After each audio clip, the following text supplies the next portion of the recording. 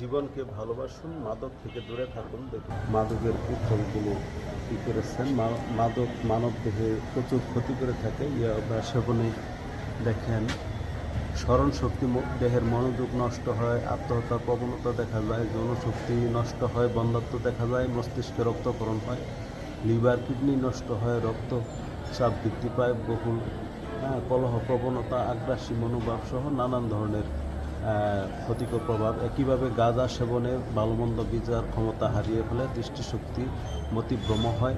এছাড়াও অন্যান্য মাদক যেমন ফেনসিডিল এবং হিরোইন সেবনেও ফেনসিডিল এবং হিরোইন সেবনে পুরুষত্বহীনতা, বন্ধ্যাত্ব দেখা দেয়, ফুসফুটো হার্টের প্রদাহ, মদ্যপানে gastric ulcer, liver cirrhosis, cancer হয়, ধূমপানে মুখে গা ক্যান্সার হয়, ফুসফুসে ক্যান্সার, হার্ট অ্যাটাক, মস্তিষ্কে রক্তক্ষরণ হয়।